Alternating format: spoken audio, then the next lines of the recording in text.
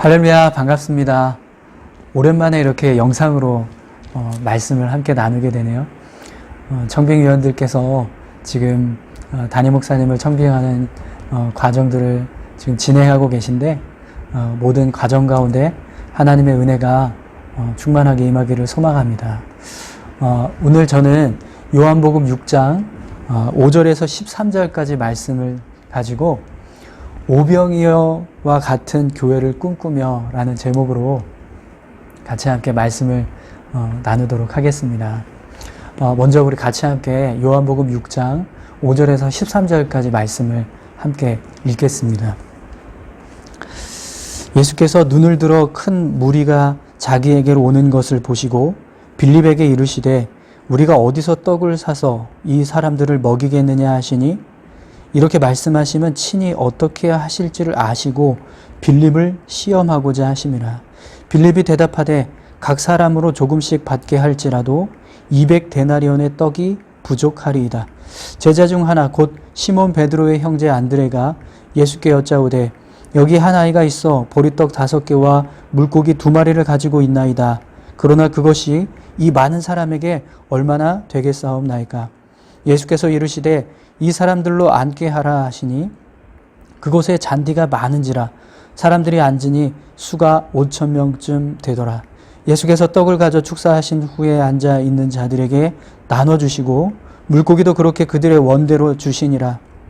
그들이 배부른 후에 예수께서 제자들에게 이르시되 남은 조각을 거두고 버리는 것이 없게 하라 하심으로 이에 거두니 보리떡 5개로 먹고 남은 조각이 12바구니에 찼더라. 아멘. 오늘 본문 말씀은 우리가 너무나 잘 아는 오병이어 기적 사건을 기록하고 있습니다. 여러분들도 잘 아시겠지만 이 오병이어 기적은 예수님께서 행하셨던 기적 가운데 가장 많은 사람들이 동시에 체험을 했던 기적입니다. 본문에서는 5,000명 정도가 그곳에 있었다라고 기록하고 있지만 다른 복음서들을 보면 이 오병이어 기적이 여자와 어린아이를 포함하면 약 15,000명에서 2만 명 정도의 사람들이 그곳에 있었다는 것을 알 수 있습니다. 이렇게 복음서에서 기록된 예수님의 기적 가운데 가장 많은 수의 사람들이 동시에 경험한 이 놀라운 기적은 교회와 또 그리스도인들의 삶에 많은 도전을 주는 말씀입니다. 저 역시도 몇 년 전부터 이 오병이어 기적을 보면서 오병이어 기적과 같은 교회 사역을 이루었으면 좋겠다. 이런 꿈을 꾸었습니다. 오병이어는 작고 보잘것없지만 예수님의 손에 붙들렸을 때 놀라운 기적의 도구가 되었던 것처럼 저 역시 부족하고 연약하지만 예수님의 손에 붙들렸을 때 놀라운 기적의 도구가 되지 않을까. 또 교회가 예수님의 손에 붙들렸을 때 사람들에게 생명을 전하는 귀한 사명을 감당할 수 있지 않을까. 이런 생각을 하면서 오병이어 기적과 같은 교회 사역을 이루었으면 좋겠다. 이런 생각을 했습니다. 최근 6개월간 이 코로나 팬데믹으로 인해서 모든 교회들이 겪고 있는 어려움과 또 최근에 제가 겪고 있는 일련의 사건들을 통해서 저는 더더욱 교회의 본질과 또 사명이 무엇인지를 깊이 고민하는 시간을 가졌습니다. 여러분, 역사적으로 교회가 위기가 있고 어려움이 있을 때 그 위기와 어려움을 극복하기 위해서 항상 본질로 돌아가려고 하는 노력을 기울였던 것을 잘 아실 겁니다. 많은 교회와 성도들이 근본적인 신앙의 모습을 회복해 가려고 노력할 때 교회가 당면한 위기를 극복하고 더 성장해 가는 모습을 볼 수 있었습니다. 저는 지금 이 시대가 바로 교회의 본질을 새롭게 정립하고 신앙의 근본을 회복해 가야 할 때라고 생각합니다. 그동안 교회는 성전 중심의 신앙을 중요하게 생각해 왔습니다. 그래서 마치 기독교의 신앙이 세상과 또 교회를 구별하는 이중적인 모습으로 비춰지고 또 성도들의 삶이 이중적인 삶의 모습으로 보여져 왔습니다. 그로 인해서 수많은 교회가 지금 얼마나 많은 어려움과 또 위기의 순간들을 맞고 있는지 우리는 직접 눈으로 확인하고 있습니다. 저는 이 오병이어 기적 사건을 통해서 교회가 회복해 가야 할 본질이 무엇인가, 우리가 추구해 가야 할 신앙의 모습이 무엇인가를 함께 고민하려고 합니다. 오병이어 기적 사건 속에서 역사하시는 하나님의 섭리를 통해서 지금 우리가 붙들어야 할 신앙의 모습은 무엇인지 함께 깨달을 수 있었으면 좋겠습니다. 자, 그렇다면 여러분, 오병이어 기적 사건을 통해서 우리는 어떤 신앙의 모습을 붙잡아야 할까요? 어떤 신앙을 회복해 갈 때 교회가 온전하게 서갈 수 있을까요? 우선 첫 번째로 우리는 철저하게 예수님의 손에 붙들려야 합니다. 여러분, 오병이어를 통해서 수많은 사람들이 배불리 먹을 수 있게 되었던 근본적인 이유는 오병이어가 예수님의 손에 들려졌기 때문입니다. 오병이어 자체만으로는 그곳에 있는 수많은 사람들의 배를 채울 수 있는 능력이 없습니다. 그러나 예수님의 손에 오병이어가 들려졌을 때 보잘것없는 오병이어지만 그것이 놀라운 기적의 도구로 쓰여지게 됩니다. 여러분, 저는 개인적으로 사람들에게 내세울 만한 것들이 별로 없습니다. 소위 말하는 담임 목사가 되기 위한 어떤 세상적인 스펙이 거의 없습니다. 네. 정말 그렇습니다. 그래서 이제까지 사역을 하는 동안 정말 철저하게 하나님의 손에 붙들리기 위해서 노력해 왔습니다. 재정적인 어려움이 있을 때, 삶에 어려운 문제가 생겼을 때, 또 사역 가운데 부족함을 느낄 때, 그런 어려운 순간이 찾아오면 늘 하나님을 의지하고 하나님의 능력을 구했습니다. 그리고 지금까지 하나님께서는 그런 저를 붙들어 주시고 계십니다. 그리고 하나님께서 허락하신다면 분명 하나님의 도구가 되어서 더 많은 하나님의 일들을 감당하게 될 줄로 믿습니다. 여러분, 이것은 교회도 마찬가지입니다. 교회는 사람의 능력이나 물질의 힘으로 세워지는 것이 아닙니다.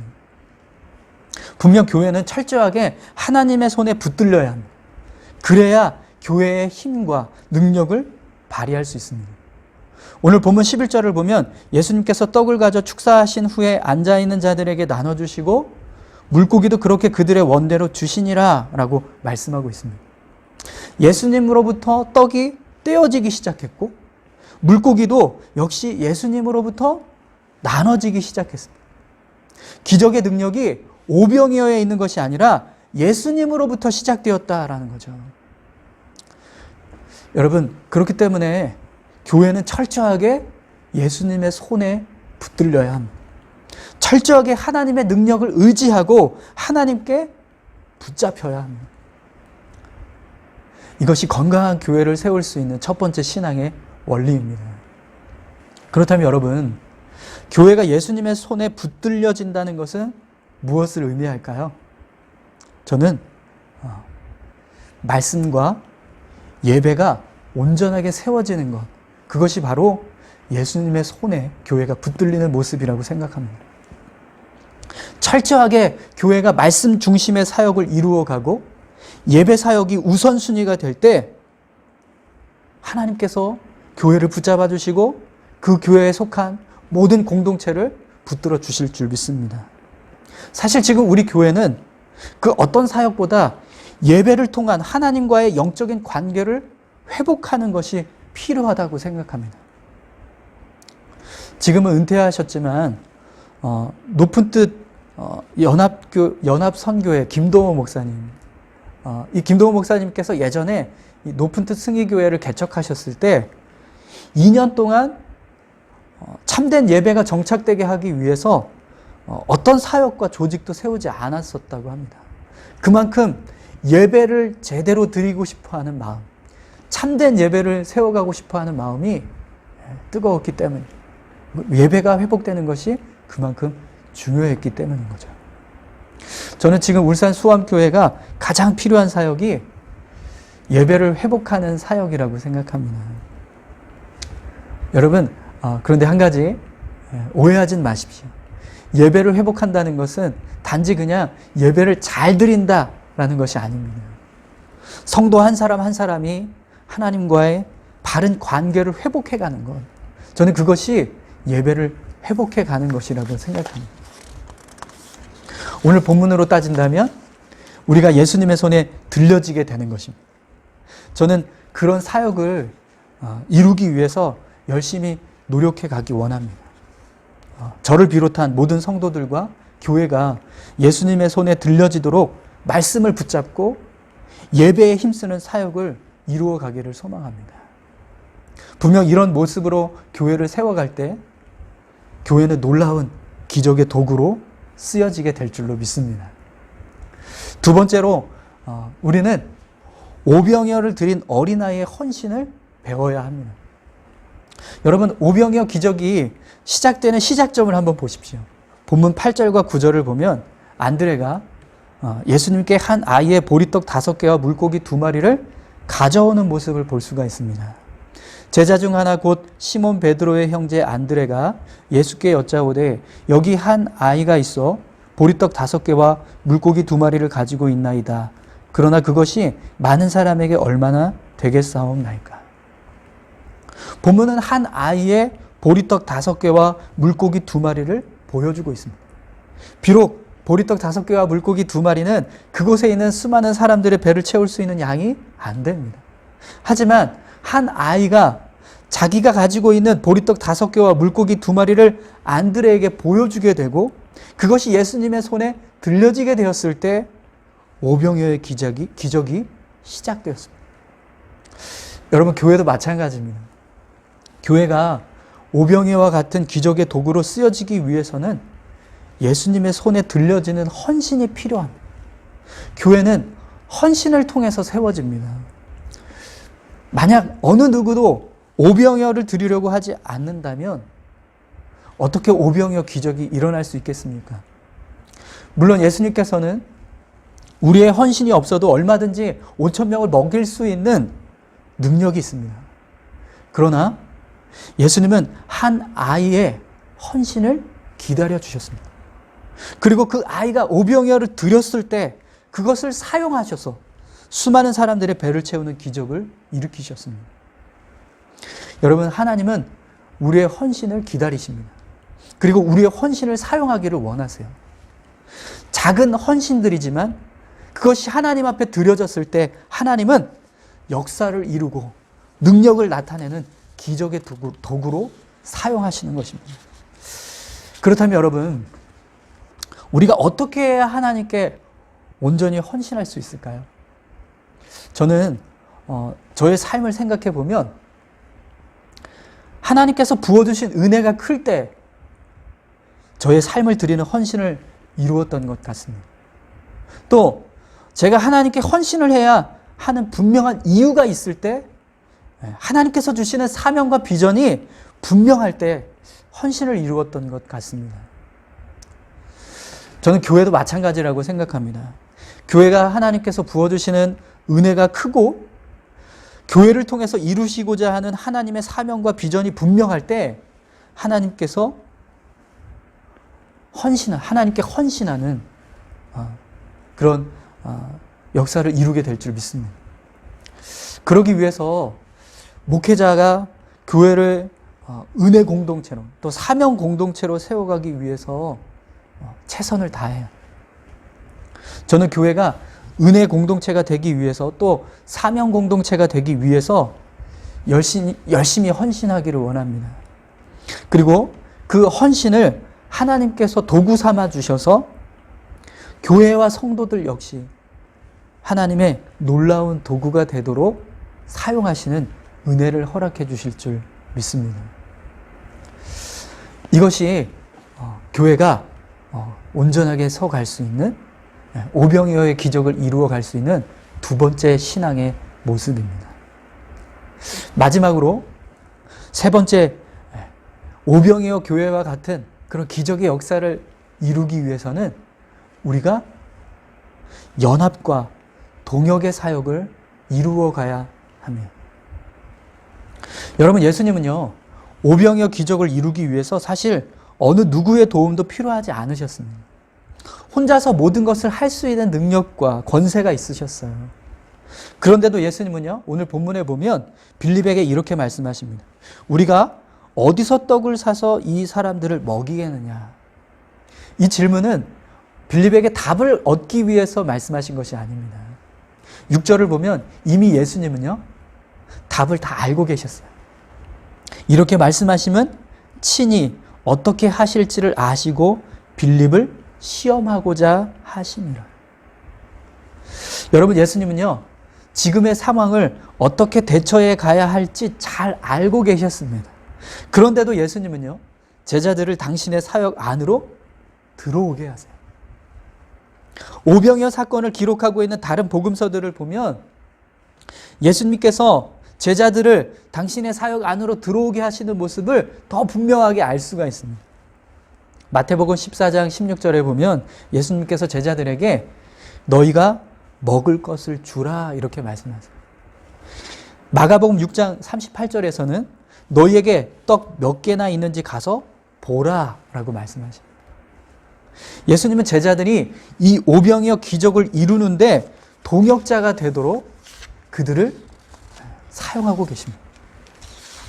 여러분, 예수님은요, 제자들을 들러리로 생각하지 않으셨어요. 그들이 아무것도 할 수 없다는 것을 잘 알고 계셨지만 그들을 통해서 예수님의 사역에 돕는 자가 되게 하십니다. 저는 이것이 교회의 모습이 되어야 한다고 생각합니다. 건강한 교회일수록 많은 사람들이 협력하고 동역하는 모습을 보게 됩니다. 여러분, 예수님은 제자들과 협력하셨습니다. 예수님은 얼마든지 혼자서 그곳에 있는 사람들의 배를 채워주실 수 있는 분이셨지만 제자들에게 먹을 것이 있는지를 찾아보라고 말씀하시고 또 한 어린 소녀의 오병이어를 취하셔서 그것을 가지고 기적을 이루십니다. 교회는 한 사람의 능력만으로 세워질 수 없습니다. 건강한 교회일수록 많은 사람들의 협력과 또 많은 사역자들의 연합이 필요합니다. 여러분, 담임 목사님은요, 예수님처럼 모든 것을 할 수 있는 능력이 없습니다.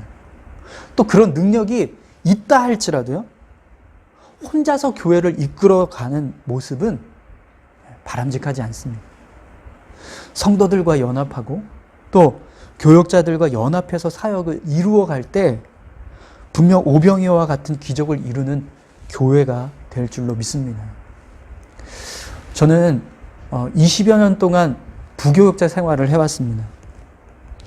그러면서 부교역자가 어떤 역할을 해야 하는지, 어떤 위치에서 사역을 감당해야 되는지 끊임없이 고민해왔습니다. 제가 8명의 담임 목사님들을 섬겼습니다. 그 8명의 담임 목사님과 함께 사역하면서 부교역자를 대하는 담임 목사의 모습은 어떠해야 하는지에 대해서 끊임없이 고민해왔습니다. 그러면서 내린 결론은 결국 연합과 동역, 이것이 답이다라는 생각을 했습니다. 오늘 본문에서 예수님께서 보여주시는 모습, 바로 그 모습입니다. 저는 개인적으로 능력이 뛰어나거나 재능이 많은 사람이 아니에요. 그래서 모든 것을 혼자 할 수도 없을 뿐더러 혼자 하는 것을 원하지 않습니다. 최선을 다해서 연합하고 동역하는 사역을 이루어가기 원합니다. 그리고 그것이 오병이어와 같은 기적을 이루는 교회의 모습이라고 믿습니다. 말씀을 마치겠습니다. 지금 이 시대의 교회는 특별한 전환점을 돌고 있습니다. 그렇기 때문에 시대의 흐름을 잘 파악하고 지혜로운 대처를 해 나가야 합니다. 그래서 저는 오늘 이 오병이어 사건을 중심으로 우리가 회복해야 하는 신앙의 모습을 살펴보았습니다. 예수님의 손에 붙들리는 교회, 예수님께 드려지기 위해서 헌신하는 교회, 예수님처럼 연합하고 협력하는 교회, 저는 이런 교회를 세워가기를 소망합니다. 울산 수암교회가 오병이어와 같은 기적을 이루는 교회가 되기를 축복합니다. 기도하겠습니다.